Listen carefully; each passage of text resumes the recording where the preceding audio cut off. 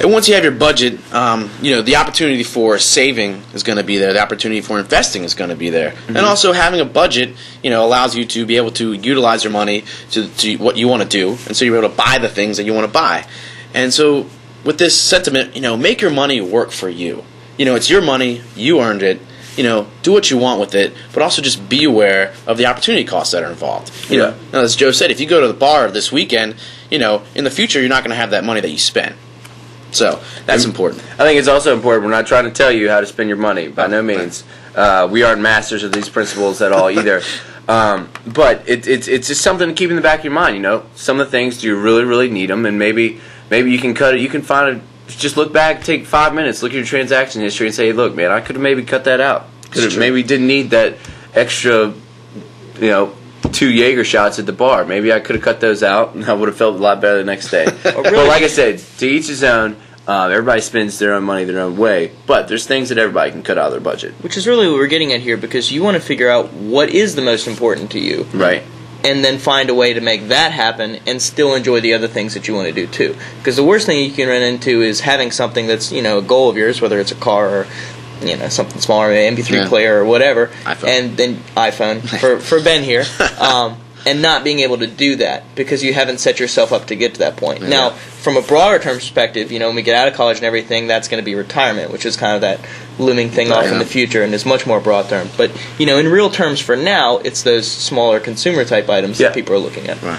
So maybe should we get into some of the specifics here on how we can go about doing this? In our next few videos, we're going to get into more about investing and saving, and that's very important to us because we are a financial firm here at Dorsey Wright.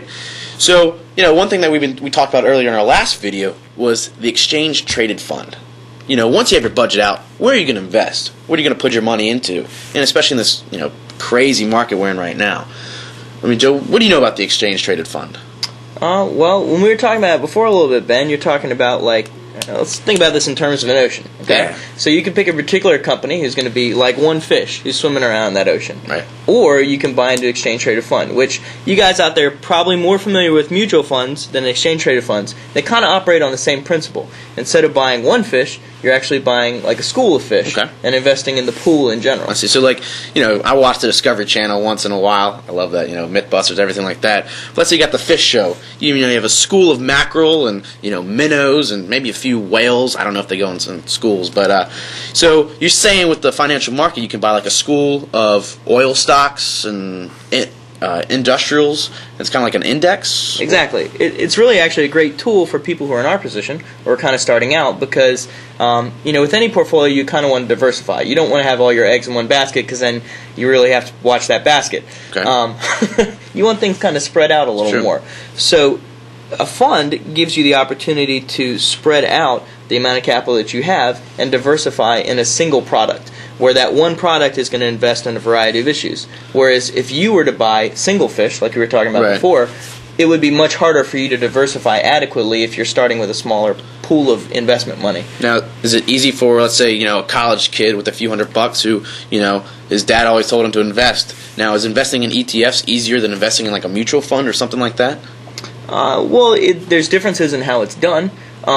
I would say that ETF investing is a little easier just because you would just go through a normal broker and buy it like a stock, because they trade on the exchange exactly the same way the stocks do throughout the day. Okay. Yeah, so let's take, for example, Barack Obama's coming into office in January, and he's committed to a lot of new jobs and infrastructure and building up domestic infrastructure.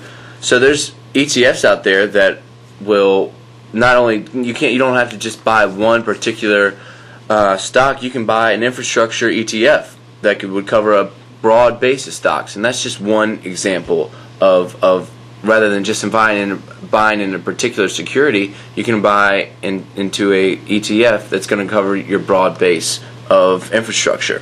Which is really the beauty of the product in a way, because like Charlie's saying, you can get a fund that represents a particular sector, like healthcare or finance or infrastructure, industrials. You can do that, and you can get ETFs that actually follow a variety of other products as well. You get an ETF that lets you invest in crude oil if you think that that's going to go somewhere. You could get an ETF that lets you invest overseas. You can invest in Latin America. You can invest in bonds. through ETFs, which is another thing that's harder for people starting out from a really small capital base because of the expensive individual issues. What I've observed is that ETFs are a great way to get involved in the market and to diversify. Yeah. And especially if for instance, I'm a novice and I'm still trying to learn everything about the financial market. ETFs have been a great way to really get involved and learn the basics. And, as we mentioned in the last video, there's some great websites out there, that you can, learn about these ETFs, Investopedia, Wikipedia, Yahoo Finance. Yeah. If you get done watching this video, Google Exchange Traded Fund. Go to Investopedia.com and learn about them more that way too. And our website, DorseyWright.com, has a lot of information about it as well. It's very true. And make your money work for you. We're just trying to help you guys out.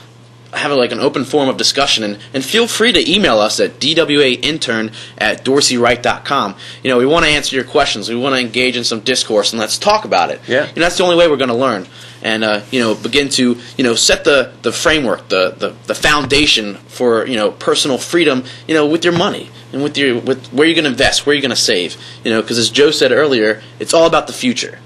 What we do now is going to affect our futures. Couldn't agree more. And if we don't take advantage of the time that we have now, we're going to look back and regret everything that we ever did. I should not have bought that. I should have saved more. Should have invested, or I should have bought that and not the other. So the future, we can grasp it right now. Yeah. If we just become more aware, observe, learn.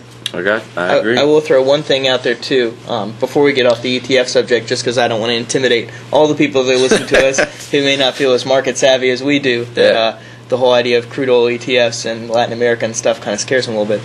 There's also funds that represent broad indexes as well. Like you can buy an S&P 500 fund. So if you don't feel like necessarily the savvy market trader that some of us do, but you want to invest anyway, there's still options that let you get into a really broad pool that's a slightly more conservative styled investment. Well, what is an index to the viewers? Well, the S&P 500, Dow Jones, NASDAQ 100, probably indexes that they've heard of before. But basically what the S&P 500 is it's a group, an index set up by Standard & Poor's that is 500 of the largest capitalization stocks in the United States. Capitalization meaning the capitalization is the number of shares that are traded in that company times the value of its share. So basically the total value of equity invested in companies, the 500 biggest ones out there. So it's going to be your really big names like McDonald's, General Motors, those kind of guys, those family table, dinner table kind of companies. That's good. Well, we're going to get into that more depth in the next few videos and talk a little bit more about these ETFs and ways to invest, the indexes, bonds, everything like that. We're looking forward to it. Yeah, we're building up slow by slow, and I think the next video we'll get into more investing tips and things of that nature. Let's jump over to 3 real quick, because I want to talk to you a little bit more about actual practical ways we can use the budgeting that we were talking about today. Yeah. Let's do it.